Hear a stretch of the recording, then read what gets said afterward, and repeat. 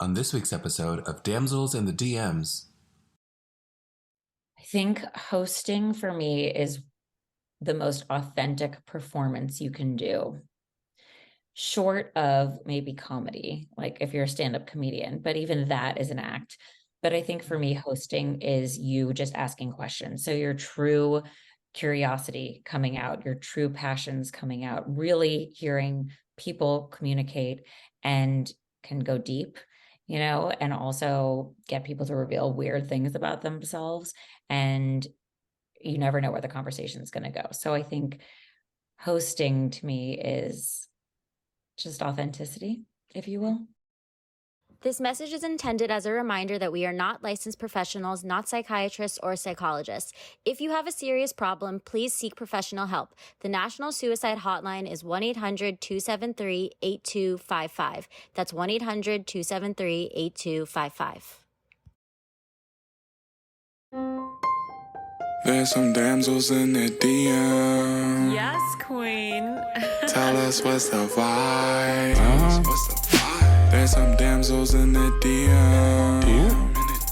Please tell us what's the vibe. DMs, yeah we see them, yeah we read them.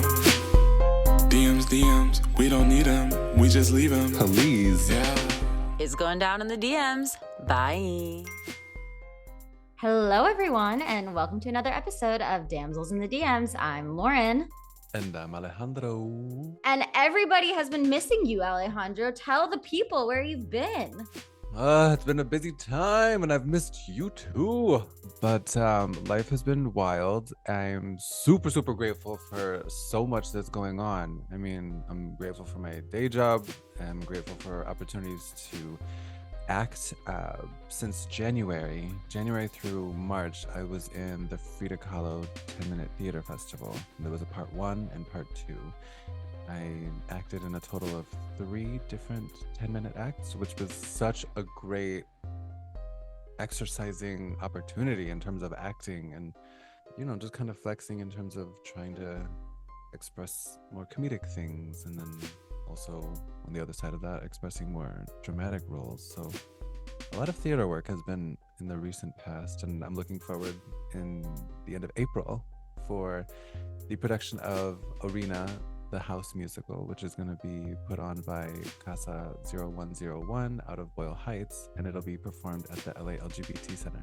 But enough about me. I'm doing whatever. No, you were XYZ, so fabulous in your play. Well, My thank you.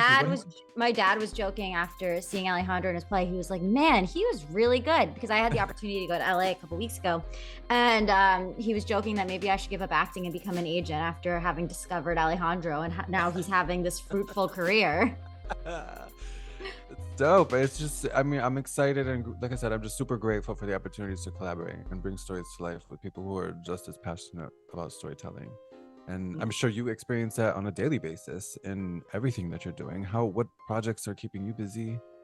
Well, most days I feel like I'm being rolled over with one of those, what are they called? Like little pin needles, when you roll out some cookie dough.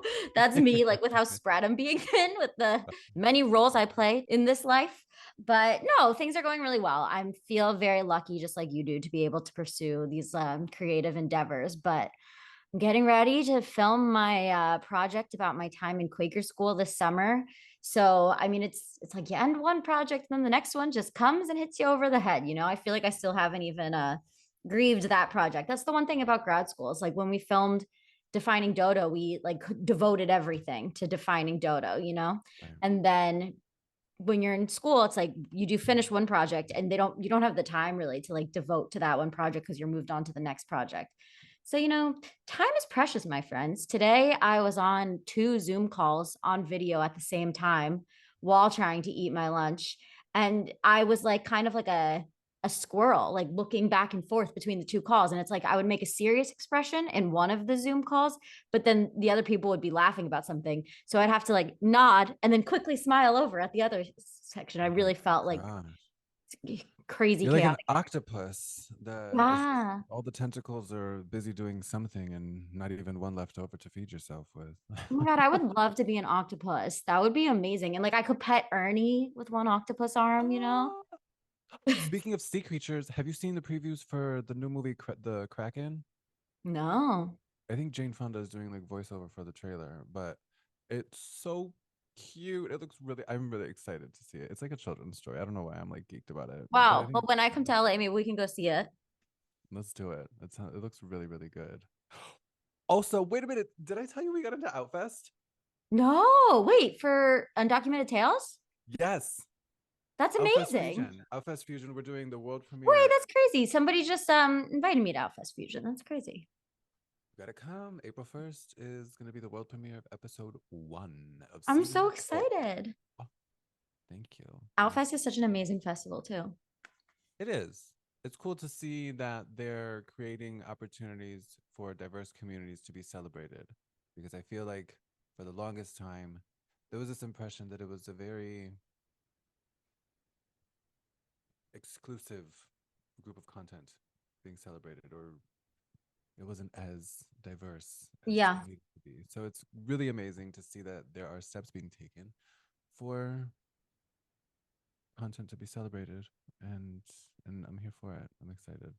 absolutely. And speaking of somebody else who should be celebrated, today we Yes. have Jenifer Golden on the podcast, who is the host of the It's Complicated podcast. She also works in influencer marketing, she does commercial acting.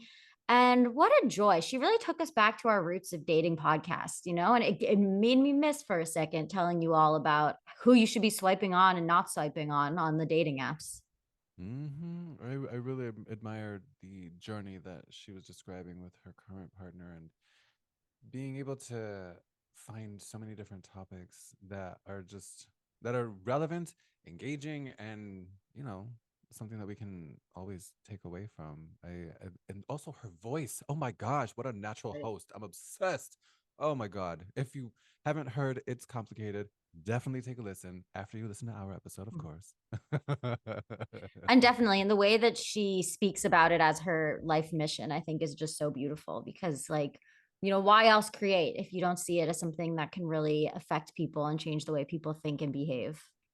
Absolutely. And I really appreciated her discussion of things that she does to keep herself going at the start of every day, and being able to, experience a really productive day from that. I really, it's nice, and it's affirming to know that like there's always time for ourselves, at least like those quiet moments in the beginning of the day, because I feel like so often we can get caught up in the chaos of what needs to be done, and oftentimes demanding schedules. So, Yeah, you know, I really 100%. appreciated her.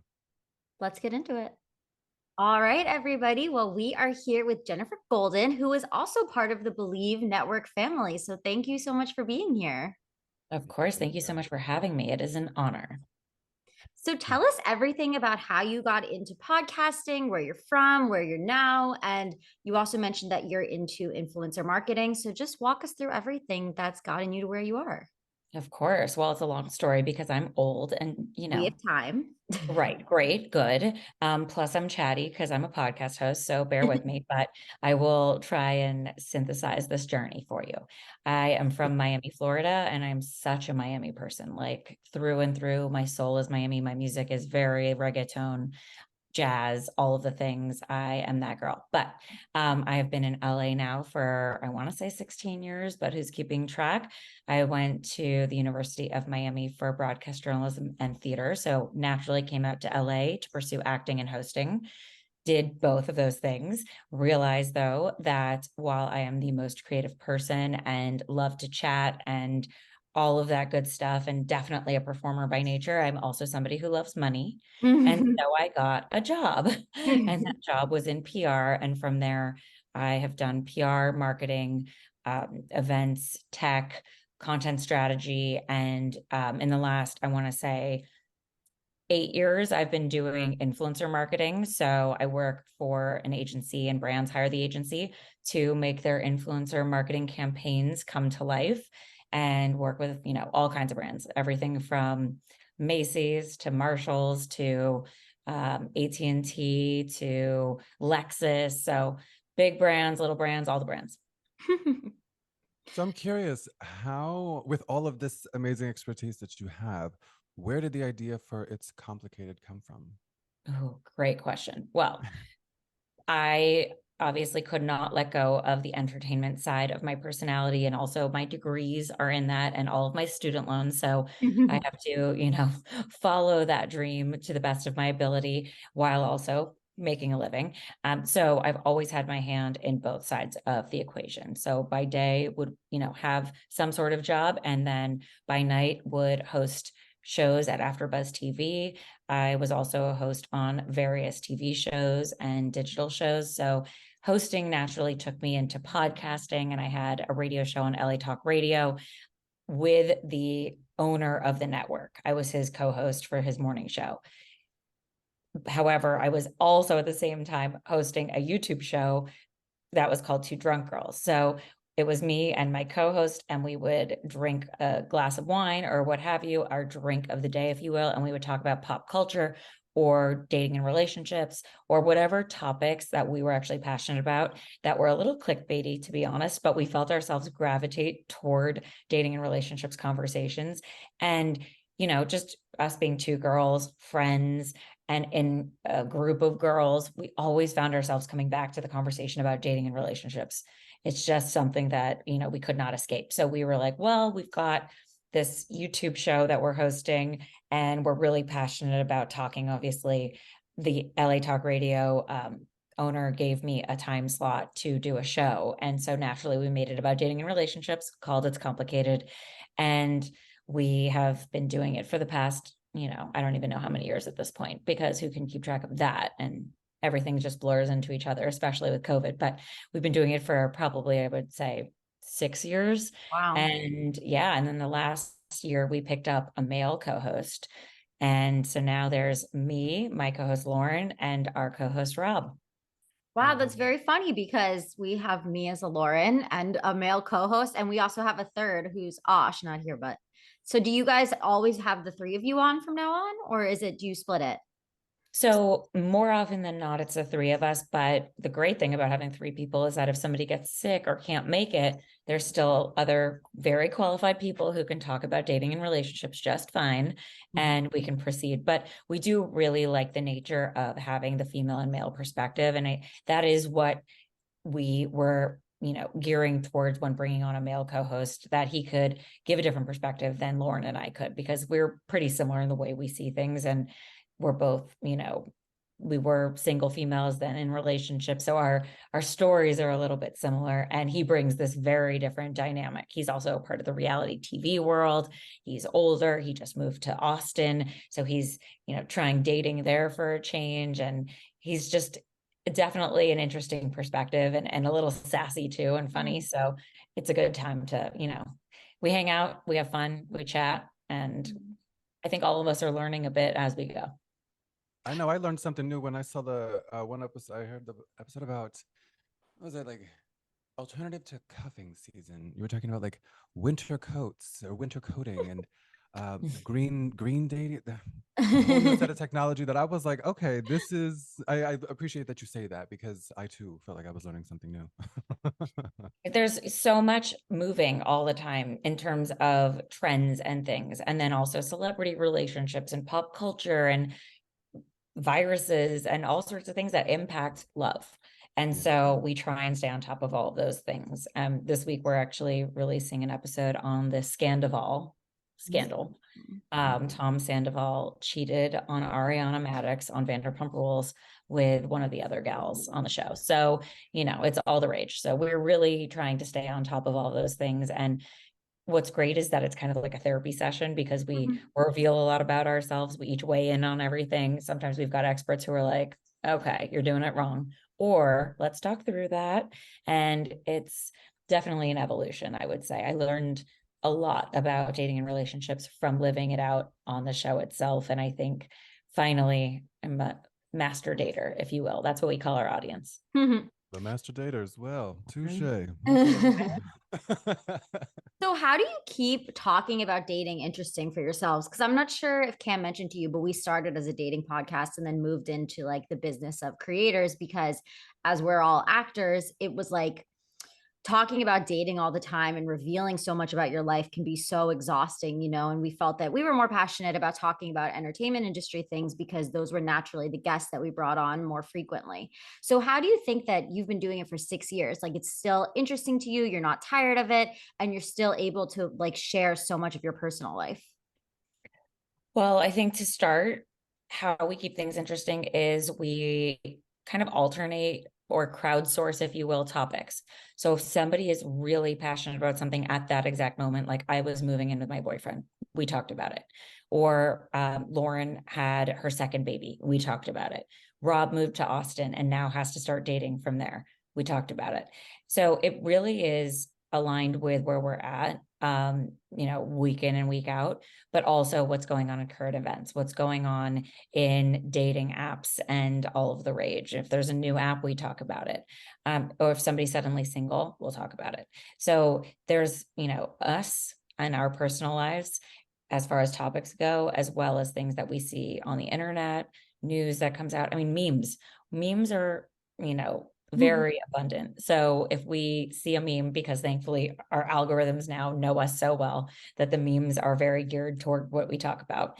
So, I mean, I get therapist memes all the time, whether it's either like a joke about a relationship or something really serious, like 5 things to think about when you're coupling up, or how to properly break up or get over a breakup. There's so many pieces of content out there that either we'll have that person on who posted it as a guest and then ask them questions, or we'll use it as a starting point. So sometimes it even works in reverse. We'll use a meme and then we'll tag the person who posted it, and then they'll come on as a guest later to do a follow-up interview. So it seems like you'd run out of things, but because we're also evolving and things are changing, like I started as single on the show and I've gone through all of my dates and I've had breakups and all sorts of things. Same thing with Lauren, and I think she met her now husband at the beginning of our show.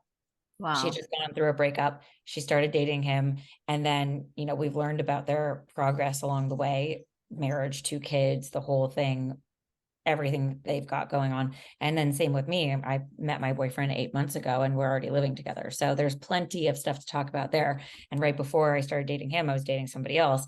And, in terms of talking about all of this stuff on air, there's a little movie magic, of course, because sometimes I might be dating somebody in real time and not want to talk about them then, but I might wait and talk about them later because there's something to extract from it. Like, I'm not going to just blow up their spot and trash talk them, but hopefully there's something we can talk about that might be a lesson or something that I experienced that other people might also have experienced, or maybe they're going to, that might be helpful.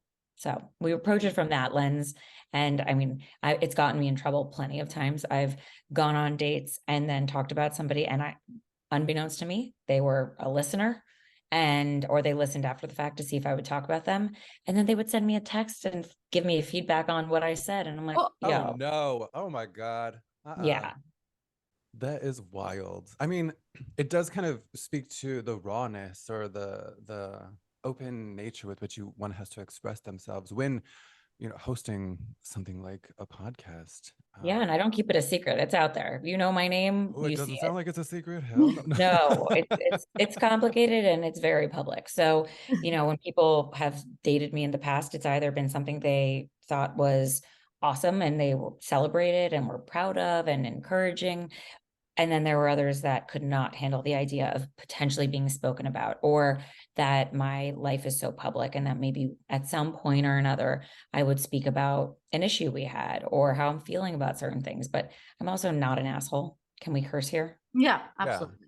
Great. Well, I'm not an asshole. So I'm usually quite respectful of people and their feelings. So I'm not going to take the low road. I'll take the high road in how I explain how something went down. In my current situation with my boyfriend, he is very, very supportive of everything going on. In fact, when we moved in together, he wanted to build me a podcast room. Stop it. That is so precious. Oh my, did you say yes? No, we don't have room. I need all that closet space I can get. Okay. So no, thank you.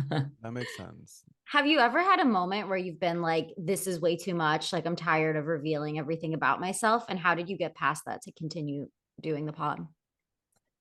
I've never felt like it's been too much to reveal because I curated a little bit, but I also feel like it's now my passion and purpose in life is to help with this kind of thing. I've been doing it for so long that now it's also ingrained in my identity. I would say what is a lot is doing the podcast on top of having a day job, on top of now a relationship, moving, two lives blending together, keeping my personal life intact as well, because I was a person before I was a couple. So it's a juggling act for sure. But I'm really good at logistics and organization and time management. So that I have working for me. But again, I'm also a human being and not always a robot. And it's a lot. It's a lot to manage. And sometimes things suffer as a result. Sometimes I show up to the podcast and I'm exhausted and I'm a listener more than I am a speaker on that show. But other times, I might be really psyched about the topic and nothing's going to hold me back. It's really cool that you have the balance of two other people to help kind of offset that exhaustion. Oh, and then sometimes a guest. And then I'm like, oh, this guest is going to be chatty. Perfect. Yeah, I can imagine. But you had alluded earlier to you would take on acting gigs if they come up. It seems like you were kind of on the fence. Can you tell us a little bit more about where you are with the acting world? Yes. So I have been acting since I was little and I loved it because I love performing. I did theater, I did TV, I've done all sorts of things. I've done commercials.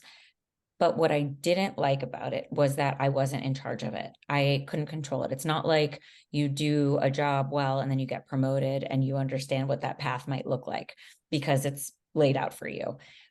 I was in a position where I needed to make money. I needed security. And so I took on, a career path that I could rely on. I was kind of on my own early on, not early on. I don't know what parents do with their kids these days, but I went to college. It was a very expensive college. And then my parents had financial hardship. So I had to fend for myself. That put things in perspective. So I needed like a safe route, if you will. And not that careers are safe because people are getting laid off left and right these days, but I needed something that I could hold on to and rely on. So a steady paycheck. With the acting thing, it does take a lot of time. You do need to be more available. Like I have an agent and he will send me an audition. I'm like, I literally cannot find time in my day to day between my day job and all these other things to wash my hair, put on makeup, film myself, or find somebody to film it, edit it, and get it in the right amount of time. So that does fall by the wayside because of just time limitations. I mean, now I have a built-in cameraman, so that's cool. So we'll see how things go now that I have that. But I'm actually using his desk right now to join you on your podcast. Thankfully, he's banished to the bedroom, but it helps having somebody around that can be there to help. I lived alone before this. So I was like, neighbors, anybody, somebody film me. I didn't have a tripod. I didn't have natural light. I didn't have good acoustics. Nothing was set up for success to try and actually propel my acting career forward at all. So I would do like really easy asks for any sort of commercial things that I could just record on my own. I think COVID made that a lot easier though, not having to go into a casting office and, drive, park, in LA. It's crazy to try and get anywhere midday or at all, just in general. So the whole virtual thing made everything so much more accessible.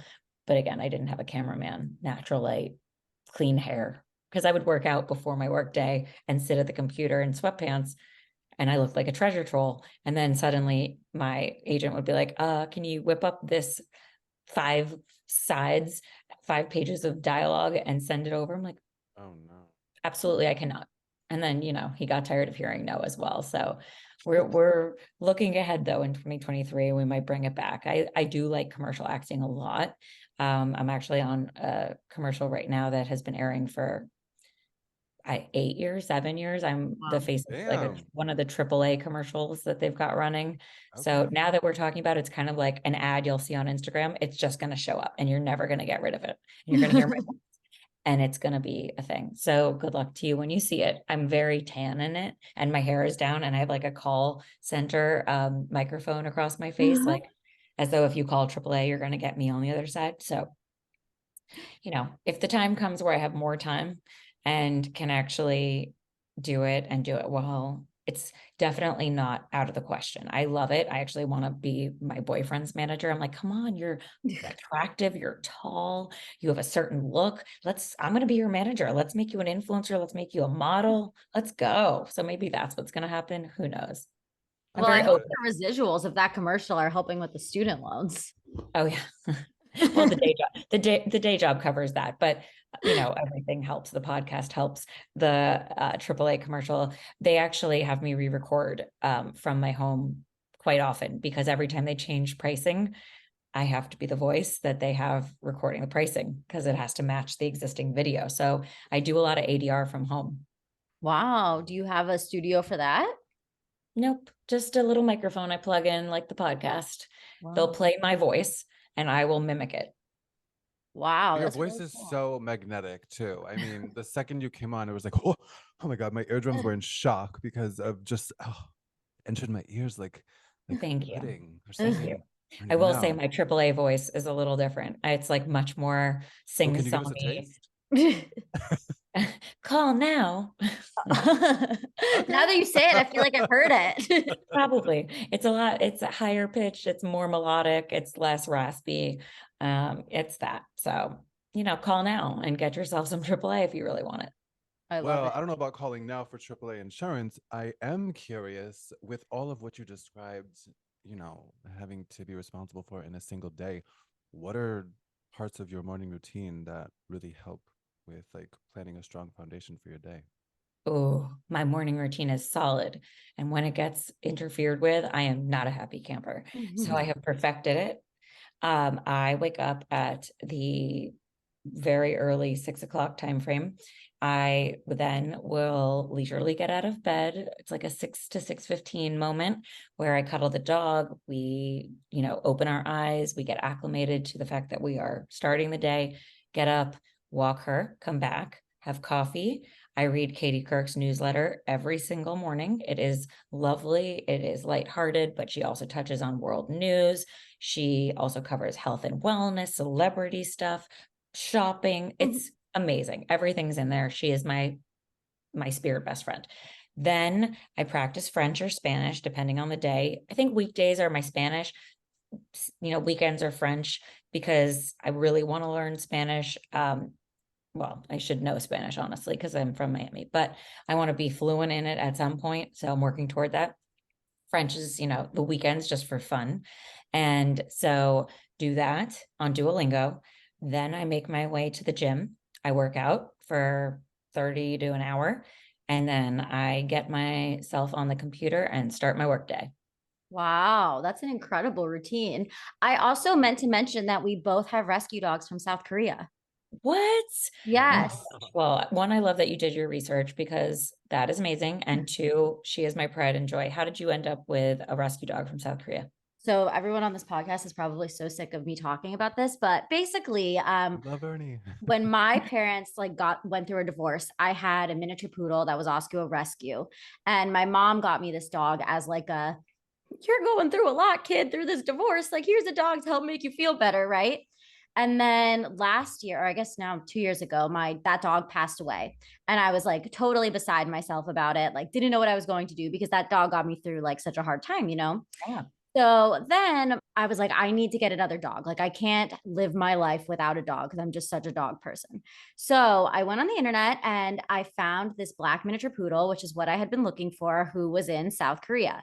And it was from an organization that's incredible. Their name's Joey and Bailey. I don't know if you've heard of them, but they find families that are in LA and pair them with dogs that are in South Korea. But they've gotten a lot of attention, which is great. So they get like 50 to 100 applications per dog now. So I was like, there is absolutely no way that I'm getting this dog. I was so like sure of it. And my boyfriend wanted to kill me, because we recently moved in together, but at the time we weren't living together. And he was like, there is absolutely no way you can get a dog. Like, we travel too much. He was in New York and I was in LA at the time. So he was like, you can't have a dog. There's absolutely no way you can do it. But I like kept going through the application process. I was like, you have nothing to do with this. I'm getting the dog. And they approved me miraculously. And now I've had him for like almost, 2 years, I guess now. I love that love story. And I Yeah. honestly think the love between like a girl or a guy and their dog is so special. It's magic. It's kind of like what dreams are made of. That's the rom-com we all want reality to actually look like, but it's with our animal. I want to go back to this bit about the boyfriend because, like, you talked a little bit about how the podcast has changed now that your co host is married, has 2 kids, and you're living with your boyfriend. Has it changed at all, like, what you're willing to reveal about your relationship, or is everything on the table? Everything's on the table. Obviously, I'm not going to reveal certain details that are actually very private, but more high level, like the moving stuff, any challenges that we've had, or if we've had an argument, or, I said something ridiculous once to him and I called myself out on the podcast about it because I handled it badly. Or we'll talk about how, if we do have an issue, how we handle it. So really high level things, because I think it's a good example of a couple things. One, being in a new relationship and what that looks like, and going through all of those different milestones and problems and things that you have to learn how to deal with together. Because it's not so much the fight that's the issue or the argument, it's how you recover. And if 2 people are willing to actually work through stuff, you can have a successful relationship. Otherwise, that's when things explode, and that's when things are volatile, or, it becomes this weird toxic bond. And so I also wanted to give the audience a real inside look into it, because they've heard me on my dating journey. So now I'm not going to withhold my relationship journey, because I think there's a lot that I've grown up on the podcast doing, or I guess I've grown up while on the podcast. And so I wanted to show that all of these things, when you put them into practice, you actually can see results. So if anything, I'm like a test monkey. I'm out there doing all the dating and making all the mistakes and trying all the things that people say to do. And then with all of that learning, here we are, hopefully in a successful relationship. And if not, I know how to break up with people. And then the podcast will hear all about it. Exactly. Better content. What do you think through all of that experiences are your top 3 pieces of dating advice? And it could be related to, if you're single or now that you're living with your boyfriend, whichever you prefer. Don't make excuses for anybody. Not yourself, not them, nobody. People show you who they are in one way or another. Believe them. That's one. I take that. Work on yourself always, and only be with somebody who works on themselves.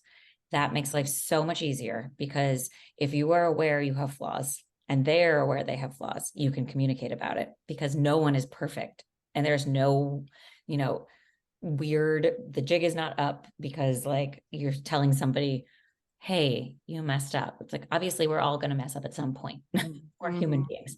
And so when 2 people are very aware and in touch with that, and vulnerable and open, and can communicate where you're at any given point, you can work through that, hopefully, because you're both, using skills and tools that you're being taught while in therapy, or whatever the case may be, self-help books, listening to podcasts, however you actually work on yourself, meditation, just work on yourself and look for somebody who also does. Because then they're not as stubborn and you can get through to them. So good. And then also, if you're like, let's do couples therapy, they're not like, ew, that's terrifying. They're like, cool, sounds good. Mine or yours, Yeah. Totally. And then I guess the last thing I would say is talk about the hard stuff always. And also in conjunction with that, don't be the cool girl or guy or person. The cool person isn't cool at all. They're just a facade of a real person that probably has a lot of cracks and flaws and quirks, and is actually way more charming and endearing without the facade than they'll ever be with it. So just let it all out. I sure do. And it's worked out, because it either weeds out the ones that aren't right, or it attracts the ones that are. My boyfriend loves the weirdest things about me. The things that I think are so nuts or ugly or just weird, he thinks is so adorable. And I'm like, okay, well, I guess you're my person then, because that's not for everybody. And you said 8 months you've been together so far? Yeah. That's so cool. Congratulations. Thank congratulations you. on moving in together too. That's quite a step. Oh, sure is. It's not been easy. It's been a challenge, not because of us, but because it's so different. I was living alone for 10 years. I was on my own terms, doing my own thing. Even with the dog, had our routine without him. And now it's like a whole adjustment to the hours in the day, the life, the who we hang out with when, do we do that together? We have obligations to each other's people now. So we've got to go away for his friend's birthday. Then we've got my friend's birthday and his friend's birthday on the same night. Whose friend do you pick? It's a whole thing. Yeah, no, the moving in changes a lot. I've been with my boyfriend for 7 years now, but we just moved in together in August. And like the challenges that come up, but we do what you talked about. We have like a happy hour, we call it, where we talk about all the hard things like money, what's bothering you about the person, what's going well, but it makes all the difference. But he's completely taken over dog duties. I'm not proud of myself, but I don't do anything anymore. Oh, I love that for you. Don't do less. You know what you do? You give love, you communicate, you probably pour a drink during the happy hour. I also love that you call it a happy hour because that is like already a mentality you're going in to have the check-in from a positive place.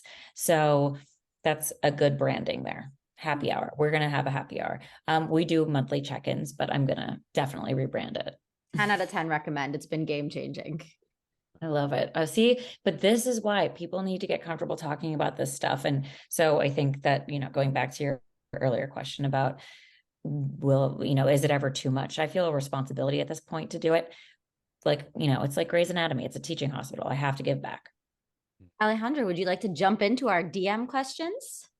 Yes, I want to know what was the funniest or wildest or most intriguing DM that you've ever received?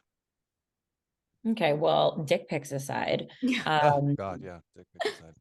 like truly don't understand. I didn't ask for it. I don't know you. This is not going to be Right. what sells me on you and gets me to respond. Right. Was there a manual that was sent out to all these people and they said, do this to get someone to love you? Especially if it's totally unsolicited and like it just pops up out of nowhere. Like, what? Why? What? But why? Anybody ask for this? And so like, I won't respond. And then you get the series of questions and I'm like, read the room. Kind person who I've never spoken to in my life.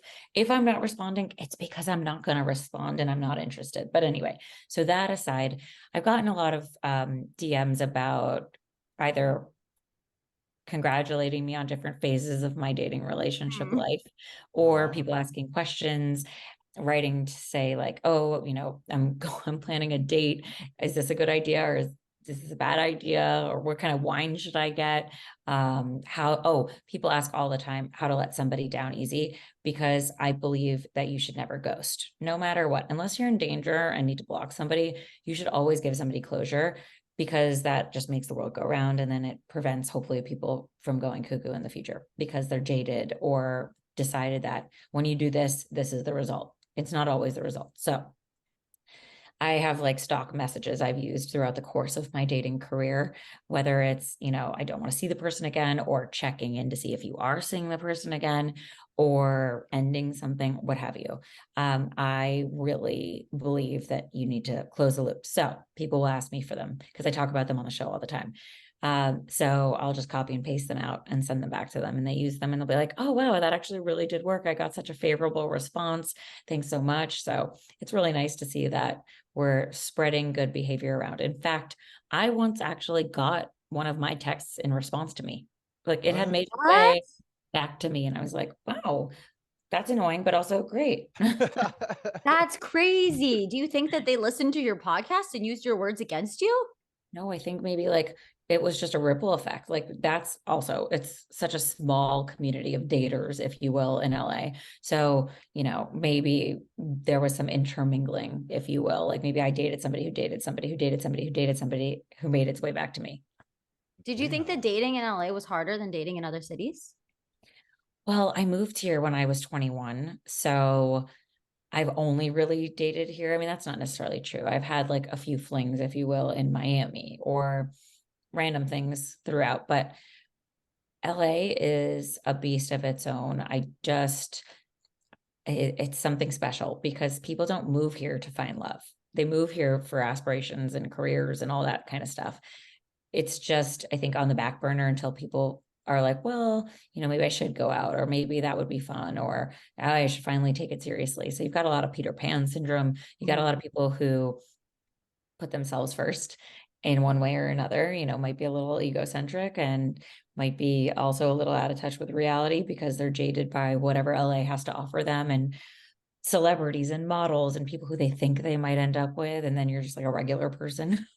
So I don't know. It's been a journey and I'm very grateful. I found my boyfriend actually right before I met him. I was dating somebody else and I was also in Miami. I like started dating somebody, moved to Miami for 3 weeks just to like be back at home and rent an apartment and live a Miami lifestyle and date. And I was like, maybe my person's in Miami and I'll just bring them back here with me, or I'll move back to Miami. We'll see. I'm just going to give it a chance.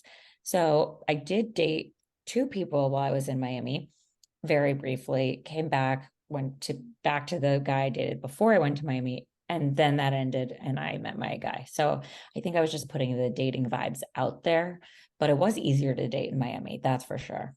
How serendipitous. I How know. serendipitous. Look at us. And now we might one day move back to Miami. So it all, comes full circle, really.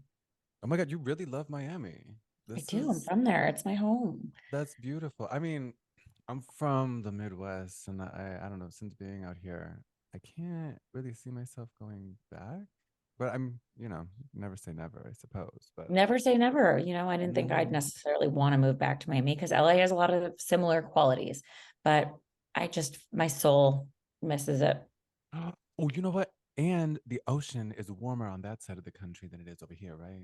Mhm. Exactly. Are you like do you get into water sports or like being in the No, ocean I and don't stuff do like any that? sort of sports. I do a sitting sport A where sitting I sport, sit and someone yes. brings me a cocktail. So Well, we I'm love that too. Yes. Olympian at that. I'm so good. I So challenge you. no, truly accept it. I'll kill it. So I just love that lifestyle. Like Yeah. it's so much more of like a tropical vacation environment all the time. And I just, I miss it. I miss that vibe. Cause like also in LA, it's been raining and gloomy and gross. I'm like, what the Mhm. heck am I doing here? Yeah, I You have hate to hear relatives that it. ask about it too. They're like, "Are you Hate to freezing?" hear it. Cause Yeah. like I didn't move to the west side with him to sit it and stare at the rain. I mean, honestly, that was kind of cozy. It's cozy and I'm a homebody, so it does kind of work a little bit, but I'm over it. Wait, West Side. Have you been to Blue Star Donuts? In Yes. oh my Yeah. God, I love. So good. And it's also ironic that LA has great donuts, but everybody's like so worried about Oh calories. my God, rail thin. It's insane. But The yeah, city of that Ozempic and donuts. I don't even, hmm so crazy. Well, this week's DM of the week asks, "What's the part about hosting that intrigues you the most?" I think hosting for me is the most authentic performance you can do, short of maybe comedy, like if you're a stand-up comedian, but even that is an act. But I think for me, hosting is you just asking questions. So your true curiosity coming out, your true passions coming out, really hearing people communicate and can go deep, and also get people to reveal weird things about themselves. And you never know where the conversation is going to go. So I think hosting to me is just authenticity, if you will. Absolutely. Absolutely. I love that you said that. I'm watching on Showtime a series about the Comedy Store. And there have been several comedians who have podcasts at a time during their careers where maybe not a lot was going on or they needed some way to build an audience as authentically as possible. And they, several people who have podcasts were expounding upon the very same thing that you were just describing. And even hosting here, it's an interesting way to like not only learn about another person or the guests that we have on, but to be better at not using ums and uhs, little things like Mhm. that, or being present, and like listening to the conversation and actually like using follow-up questions that make sense rather than, oh, well, let's get through this interview of sorts. So yeah, I love that you shared all of that because it's a wonderful world to be a part of.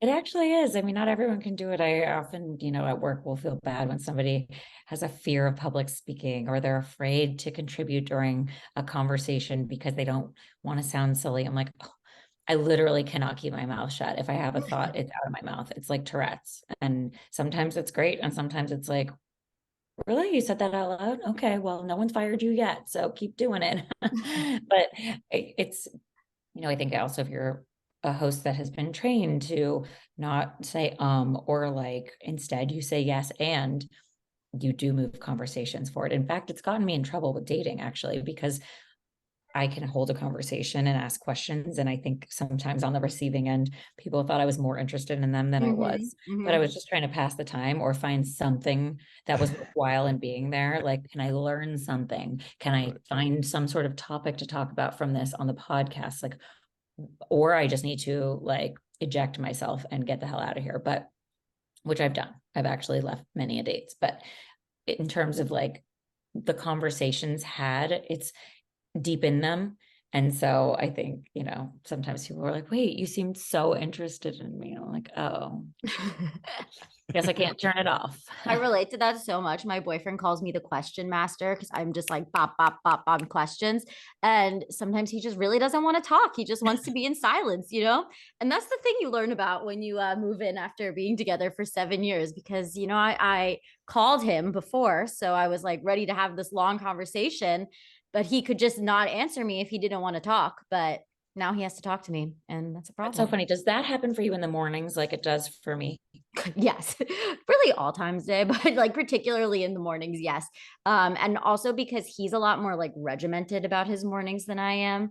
So he's the one who like takes the dog out, he gets in the shower, he starts his calls and everything. And I'm kind of like a slower mover in the morning, but I'm like ready for a conversation and he's just not there for it. Yeah, I'm like, hello, I was just sleeping for 8 hours. I have thoughts to talk to you about. I have things to say. I missed you. You were asleep. Like now we're back. And so we'll sit on the couch. We have like a routine, but he'll look at me and be like, do you have something to read or do in your phone maybe? Like, yeah. No, I have 72 questions to ask you. Yeah. The worst after he hangs out with anybody who I haven't seen in a while. I'm like, so how is their family? What's their dog doing? How they're doing at school? He's like, I don't know. I didn't ask any of these questions. Well, just send you in. That was a misstep. Exactly. Could have found out a lot more. But Jen, it was so nice having you here. We really appreciate you taking the time. You have such an eloquence about you, and I could immediately tell that you were a host because of your comedic timing. So thank you so much for gracing us with your presence. Thank you guys so much for having me. It's been a pleasure and big fan. Love the show. And I hope that we can work together again in the future. Yes, absolutely. Why don't you tell our audience where we can stay updated, not only on the podcast, but all things that are Jenifer Golden? Oh, yes. Lovely. You can find out all things about the podcast at Complicated Show or wherever you get your podcasts. It's Complicated. You will see a picture of our faces. Can't miss it. We are in a wine stain. So just so you know, all good conversations start with wine. But we are there. We release an episode every week on Wednesdays. And then if you'd like to stay up to date on all things me, you can find me at Jenifer Golden on social media. Thank you. Thank you again for coming on. It was a pleasure having you. Thank you, guys. All right. That was amazing. Jenifer Golden, I'm so in awe by. Lauren, what were your thoughts on this episode? So incredible. Amazing. Can't get enough. Can't get enough. And if you listen to this episode, go check out It's Complicated Pod, because clearly we need to be listening to that podcast. That's it. Take us back to our Damsels in the DMs dating content days. We're here for it. And as always, do not forget to subscribe to Damsels in the DMs The Come Up Pod. We are always ready for your voicemails, your letters, any questions or DMs that you want to send us.